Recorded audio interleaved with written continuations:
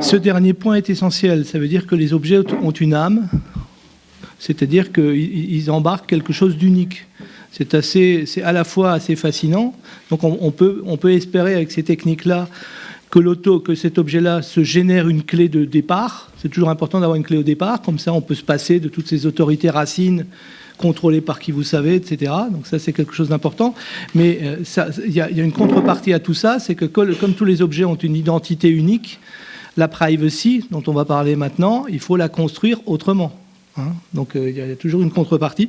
Donc ça fait donc Nicolas Ancio, qui est un spécialiste à l'INRIA des technologies, il va nous parler de ces problèmes d'anonymisation, de pseudonymisation et de ces fonctions qu'effectivement on n'a jamais évaluées parce qu'on ne les a jamais vues.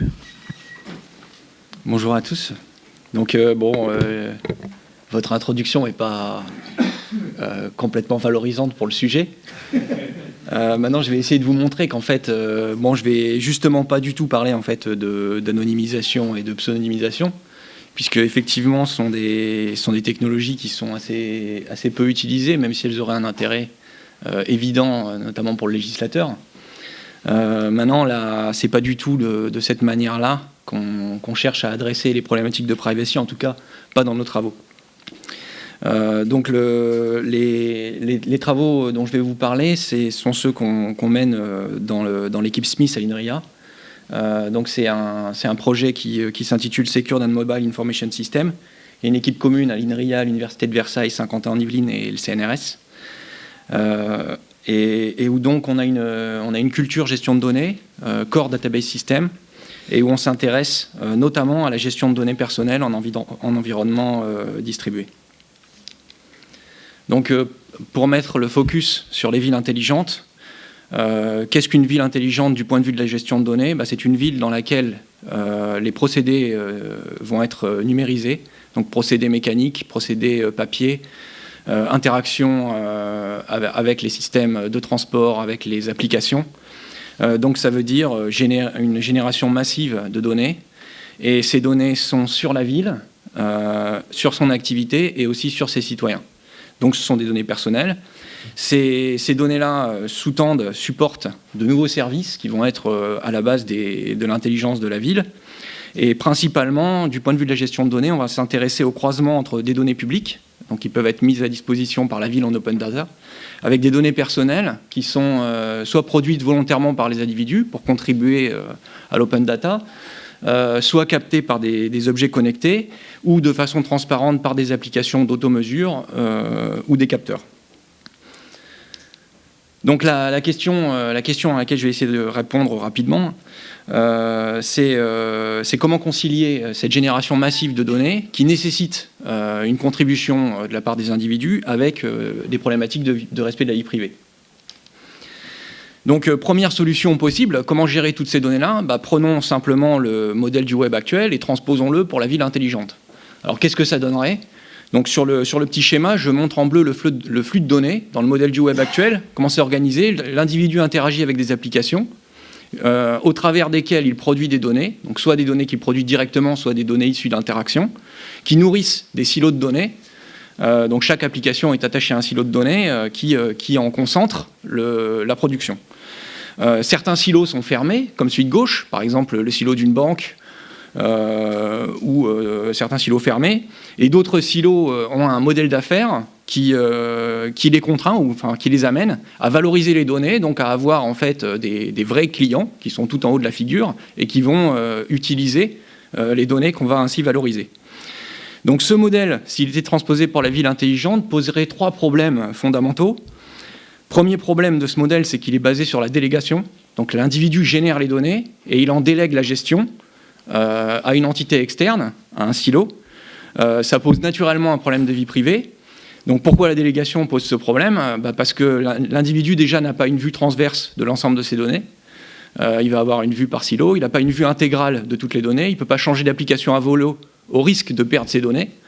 Et il n'a aucune vision des usages potentiellement cachés qui sont réalisés de ces données. Deuxième problème, c'est un modèle dans lequel on va gérer de très grands volumes de données. Donc les données de millions d'individus vont être concentrées dans un même silo. Donc ça pose des problèmes de sécurité qui sont relativement insolubles. Donc pourquoi sont-ils relativement insolubles? Parce que le prix qu'on va être prêt à payer pour investir dans une attaque est en général proportionnel au bénéfice qu'on va tirer de l'attaque. Donc on va assister à des attaques ultra sophistiquées, récurrentes, parce que le bénéfice qu'on va tirer de l'attaque va concerner des millions d'individus. Donc en plus de ça, une moindre négligence peut affecter des millions d'enregistrements. Donc troisième problème, la fragmentation. Donc chaque application nourrit un silo donné qui est étanche par rapport aux autres. C'est par nature même du business model, chaque silo va essayer d'agréger le dossier le plus complet possible, va essayer d'acquérir des applications, mais ne va pas transmettre ses données au silo d'à côté. Donc pour l'individu, ça c'est un problème parce qu'il n'a pas une vue transverse de son dossier.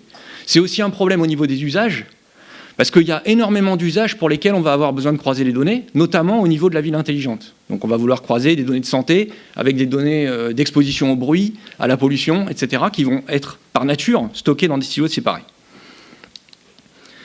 Donc le consensus là-dessus est, en tout cas de mon point de vue, évident. Je pense aussi qu'il y a pas mal d'économistes, notamment au Forum économique mondial, qui font des rapports en ce sens. Le consensus, c'est qu'il faut donner plus de contrôle à l'usager sur la façon dont ces données sont régulées, disséminées et utilisées. Donc il y a un consensus aussi politique, au moins en Europe. La refonte de la directive de 1995 va bien dans le sens d'un durcissement.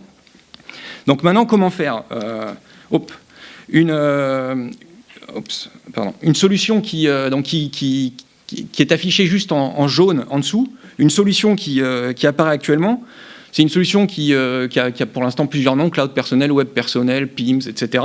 L'idée, c'est d'identifier un espace qui serait l'espace de l'utilisateur, à partir duquel un certain nombre d'applications existantes pourraient déverser les données dans un espace utilisateur, et un certain nombre de nouvelles applications utiles, par exemple dans la ville intelligente, application de Quantified Self, utilisation des capteurs du téléphone, par exemple du capteur sonore, du capteur GPS pour nourrir des bases de données utiles pour la ville. Donc ces applications-là pourraient nourrir cette base de données qui est en fait individuelle, donc qui ne va contenir que les données d'un usager. Donc l'idée du web personnel, c'est de centraliser à un endroit qui est sous le contrôle de l'usager, un ensemble de données, de manière à permettre des analyses croisées, parce qu'à partir du moment où on implante ce modèle, la complétude du dossier, le dossier est transverse de facto, donc on va pouvoir conduire des analyses croisées, on va pouvoir avoir un contrôle sur la dissémination des données. Pourquoi? Parce que si l'utilisateur est détenteur des données de base, donc des raw data, il va pouvoir calculer de son côté un résultat et ne transmettre qu'un résultat, plutôt que de transmettre systématiquement l'intégralité des données de base à un silo externe.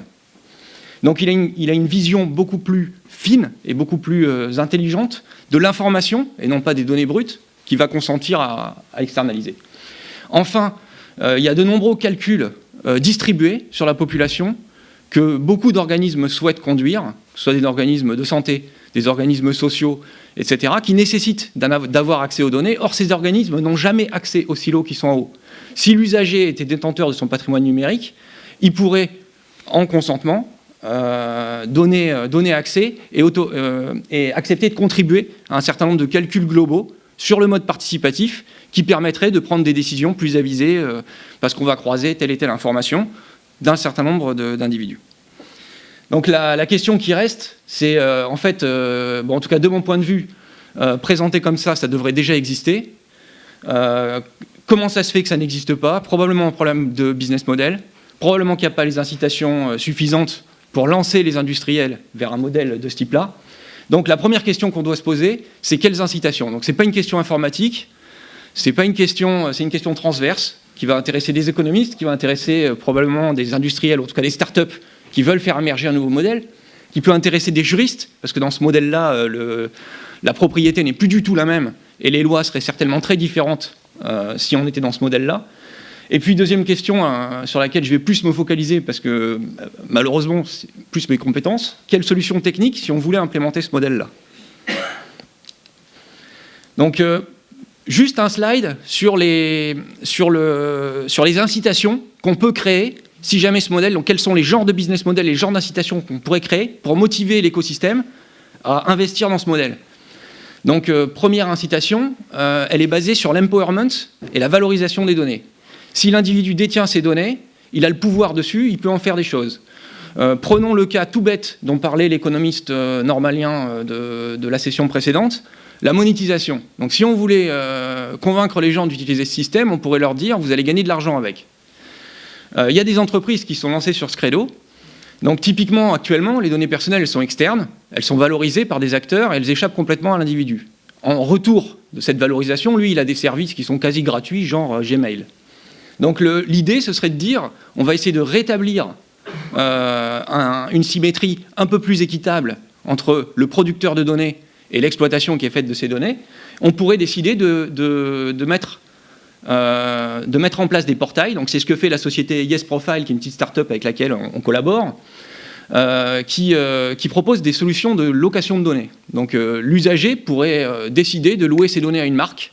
Vous allez pouvoir louer pour un mois votre numéro de mobile à 60 centimes à telle marque. Là, c'est des prix tirés de YesProfile qui, eux, ont accès aux tarifs pratiqués par les grands hébergeurs. Hein. Donc ça, c'est des tarifs qui sont complètement réalistes. Donc eux, ils décident de proposer à l'individu de louer ses données à ce prix-là. Ils établissent un contrat entre la marque et l'individu. Et il y a un revenu récurrent, 5-10 euros, qui tombe pour l'individu chaque mois. Donc l'individu, à chaque fois, accepte le contrat, signe le contrat, et c'est parti pour une location d'un mois. Avant chaque campagne de pub, c'est fait comme ça. Et dans le modèle actuel, ça fonctionne déjà. C'est-à-dire qu'on pourrait se dire, pourquoi les sociétés qui acquièrent ces données ne les gardent pas ensuite pour les autres campagnes? Ils ne le font pas. Le business model est bien fait. Ils les relouent à Google la prochaine fois. Donc ça marcherait aussi pour l'individu. Donc ça peut être une approche de manière plus, on va dire de manière plus générale. En fait, c'est l'empowerment qui peut servir d'incitation. Donc parce que si jamais je cherche, moi, à valoriser mes données, donc que ce soit pour en tirer un bénéfice purement financier, ou alors pour aider la recherche en médecine, parce que je suis dans une association de malades et que je trouve que c'est intéressant de partager certaines données, ou ainsi de suite, en fait, qu'est-ce que je vais faire si je les valorise? Si je les valorise, je vais chercher à les contrôler. Je ne vais pas chercher à les déléguer. Je vais chercher à les détenir et pas à les centraliser. Et je vais chercher à les enrichir et pas à les fragmenter. Donc finalement, d'un point de vue général, on peut se dire que ce genre de modèle peut constituer une incitation et peut avoir un impact sur la façon dont les gens gèrent leur vie privée. Donc on étudie ce genre de problématique avec des collègues économistes et des collègues juristes dans le cadre du pôle vie privée de l'Institut de la Société Numérique sur le plateau de Saclay. Et on a un projet là-dessus avec YesProfile qui s'appelle Valdo. Donc si maintenant je switch et je me replace du point de vue technologique, si je m'arrête à ce slide, après c'est OK, le reste c'est vraiment plus technique. Donc comment rendre ces données aux citoyens? Donc si jamais je veux implémenter le modèle, comment je fais? Première solution, je me dis que il va le stocker sur ses devices personnels, soit sur son PC, soit sur son smartphone, et il va se débrouiller. Donc on peut aussi lui donner un soft qui va lui permettre de le réguler sur ses propres outils. Donc si on fait ça, c'est clair, on va à l'échec, parce que personne ne sait auto-administrer ces données. La plateforme de l'usager est en général la moins sécurisée de l'écosystème, donc on va faire pire que mieux. Deuxième solution, puisque l'individu ne peut pas faire ça lui-même, il va se reporter sur un service cloud, et donc on va avoir des acteurs qui vont pouvoir apparaître et qui vont proposer à l'individu de stocker ces données à sa place et donc d'organiser lui-même la gestion, la sécurisation et la dissémination de ces données. Et dans ce cas-là, on aggrave le problème sous couvert de vie privée. Donc en fait, il faut trouver une troisième voie. Il y a une architecture qui émerge actuellement, qui est basée sur 3 principes. Elle est centrée sur l'individu. Elle est centrée sur la propriété des données, donc qui est laissée à l'individu plutôt que d'être transmise à un tiers, et sur la vie privée. Pour arriver dans cette voie, en fait, il y a deux grandes familles de solutions. La première, solution centralisée, c'est celle qui est suivie par la plupart des acteurs dominants du monde actuel, donc qui ont de toute façon une vision hyper centralisée des choses, et qui considèrent qu'on va s'en sortir en édictant de nouvelles normes, en faisant de la labellisation, en érigeant des nouveaux types de cadres contractuels, du cloud souverain, des partenariats d'acteurs de confiance, etc. Donc il y a des solutions qui s'orientent là-dessus, qui peuvent renforcer la sécurité avec des outils cryptographiques, du matériel hardware security module placé sur le serveur, avec du trusted DB, etc., des outils de sécurité, mais ça ne change rien au paradigme de départ. C'est délégation, concentration et fragmentation. On en sera toujours là. Donc ce modèle-là, il a un intérêt, parce qu'il préserve le modèle actuel. Il va chercher à relever le niveau de sécurité pour se prémunir contre plus d'attaques. Maintenant, il ne changera pas grand-chose au business model. Une nouvelle approche qui émerge et qui est évidemment plutôt soutenue par des startups que par des acteurs, des grands acteurs qui sont déjà bien implantés, c'est l'approche qui se base sur des serveurs personnels de données sécurisés. Donc typiquement, c'est celle qu'on revendique dans notre équipe, avec quelque chose qu'on appelle PDS PlugDB à Inria. C'est aussi défendu par le MIT, par l'équipe de Pentland qui s'appelle OpenPDS. Et c'est défendu par pas mal de startups actuellement, Cozy Cloud avec laquelle on collabore, OwnCloud et bien d'autres. C'est aussi soutenu par des politiques. Donc typiquement, si on parle de l'action Blue Button aux États-Unis, l'action Blue Button, c'est Obama qui a décidé que toutes les applications, les organismes de santé de l'écosystème devaient mettre un bouton bleu sur leur page d'accueil où l'individu pourrait cliquer pour récupérer l'intégralité des données de santé que l'organisme détient sur lui. Donc l'idée, c'est que c'est l'individu lui-même qui doit constituer son dossier médical, et donc il doit le constituer en appuyant sur les différents boutons bleus des organismes dans lesquels il est allé. Donc ce genre d'action sous-tend que l'individu a un serveur de gestion de données personnelles dans lequel il va pouvoir les stocker. Mes infos, qui est une action de l'AFING en France, va dans la même ligne, MyData en Finlande et d'autres. Donc en fait, qu'est-ce qu'un serveur personnel vu dans ce modèle-là ? Première chose, c'est un serveur qui doit être de confiance pour son propriétaire. Donc qu'est-ce qui donne déjà de la confiance ? C'est que c'est le serveur d'un seul individu. Donc la personne qui viendrait l'attaquer chercherait délibérément à attaquer un seul individu. Le bénéfice de l'attaque est bien inférieur à si on attaque par rapport à attaquer 1 million d'individus. Il serait auto-administré, plus ou moins auto-administré, avec l'évolution technologique, sous le contrôle de l'individu. Donc il n'y a pas de délégation. Ce n'est pas quelqu'un qui l'administre à notre place. L'exécution, elle est locale au serveur. Donc dans ce modèle-là, on télécharge des applications qui peuvent brasser les données de base pour extraire de l'information, des résultats, que l'individu va pouvoir accepter de disséminer à gauche ou à droite. On ne dissémine plus l'intégralité des données de base. Donc l'exécution, elle est locale au serveur, elle n'est pas centrale, faite par une autorité à laquelle on doit donner accès à toutes ces données. Donc c'est typiquement, il y a des articles là-dessus qui sont faits par l'équipe de Pentland du MIT. Ensuite, on peut rajouter 2 niveaux supplémentaires. La plateforme, elle doit être logiciel libre et isolée du monde applicatif. Donc ce n'est pas une plateforme sur laquelle on va installer des apps. Parce que si on fait ça, là, la sécurité des données est moins garantie. Ça va être une plateforme qui sera isolée du monde applicatif, dans laquelle on va installer une seule chose, c'est le logiciel qui va permettre de faire tourner les données. Et le logiciel libre, pour permettre une vérification communautaire et savoir que le soft fait bien ce qu'il est censé faire. Donc les approches qui sont basées là-dessus, FreedomBox, OnCloud, Cozy Cloud, CloudMask, etc. Et puis on peut rajouter de la sécurité matérielle, donc nous c'est ce qu'on fait à l'INRIA, on rajoute un élément de sécurité, donc typiquement type carte à puce, qui va permettre de stocker les secrets, de chiffrer les données qui sont sur la plateforme et de se protéger contre des attaques physiques. Donc à partir de ce genre de plateforme, si mon temps est écoulé, vous me le dites. Hein, après Depuis longtemps, mais... Ah, je peux m'arrêter là alors. Donc pour conclure, je vais y aller directement au slide de conclusion. C'est important. Donc pour conclure, chaque acteur essaye un petit peu de faire... ceux qui sont concernés par cette vision essayent de la faire émerger. On y met beaucoup d'énergie. Nous, on a développé une plateforme open source, open hardware, qui s'appelle PlugDB, qui est là-haut, qui permet d'émuler un cloud personnel. On l'a expérimenté avec le Conseil général des Yvelines pour faire du suivi de soins à domicile.